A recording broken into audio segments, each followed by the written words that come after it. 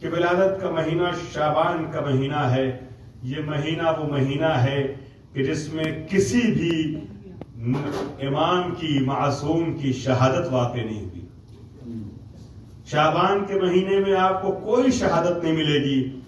اور اگر محرم کو دیکھیں جس مہینے میں امام حسین کی شہادت واقع ہوئی ہے اس میں آپ کو کوئی ولادت نہیں ملے گی.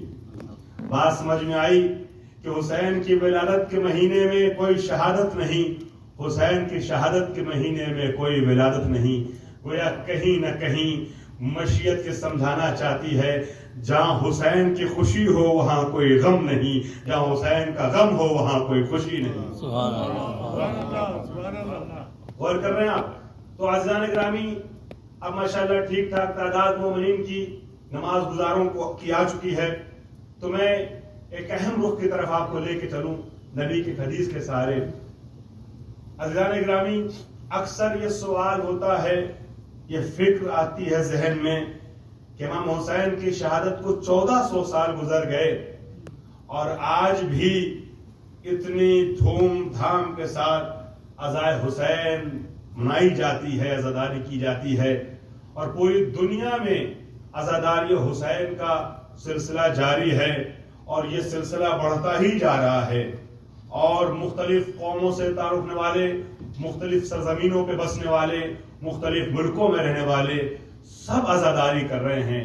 اور اب تو یہ شعر شاعر مغرب کا ہر انسان کی زبان پہ آتا ہے کہ انسان کو بیدار تو ہو لینے دو, ہر قوم پکارے گی ہمارے حسین.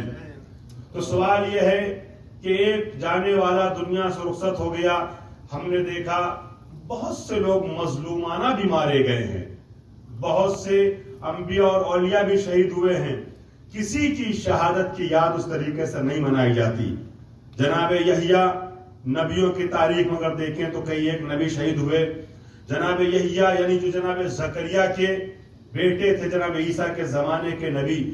عزیزان گرامی, جناب یحییٰ کو بہت دردناک طریقے سے شہید کیا گیا, ان کا گلا بھی کاٹا گیا, آری سے ان کے بدن کے ٹکڑے ٹکڑے کر دیے گئے, اور نہ جانے کیا کیا ظلم ہوا. ان کے ظلم کی جو تاریخیں ہیں اگر انسان پڑھے تو واقعاً آنکھیں نمناک ہو جائیں. مگر جناب یحییٰ کا غم اس طریقے سے نہیں منایا جاتا, ان کا کوئی ذکر کوئی تذکرہ اس طریقے سے نہیں ہوتا جیسے غم حسین منایا جاتا ہے. عزیزان گرامی, خود اگر آپ دیکھیں تو خاندان پیغمبر میں بھی آپ مثال لے لیں, زید شہید کو کس بے رحمی سے مارا گیا, کس طریقے سے ان کو قتل کیا گیا, ان کو شہید کیا گیا, اور شہادت کے بعد بھی ان کے اوپر کیا کیا ظلم ہوئے وہ تفصیل بتانے کی گنجائش نہیں ہے.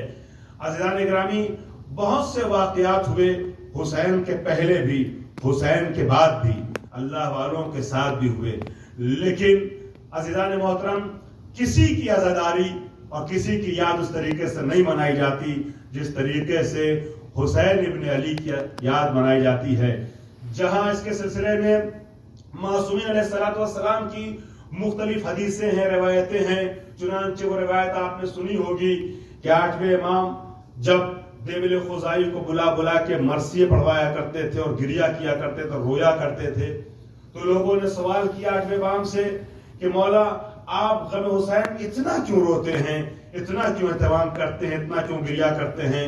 تو امام فرماتے ہیں لِكَيْ لَا تَنْسَوْنَهُ كَمَا نَسَيْتُمُ الْغَدِيرَ, میں عاشور کو اس لیے زندہ رکھنا چاہتا ہوں کہ جس طریقے سے تم نے غدیر کو بھلا دیا ویسے ہی کہیں کربلا کو فراموش نہ کر بیٹھو. غور کر رہے ہیں آپ؟ تو عزیزان گرامی, تاکیدات تو ہیں اور معصومین کی, ائمہ کی, لیکن ساتھ میں ایک اہم رخ جس نے حسین کی عزاداری کو زندہ رکھا ہے, ذکر حسین کو زندہ رکھا ہے, وہ جملہ ہے جو لسان نبوت سے صادر ہوا. حضور سرور کائنات حضرت محمد مصطفیٰ صلی اللہ علیہ وآلہ وسلم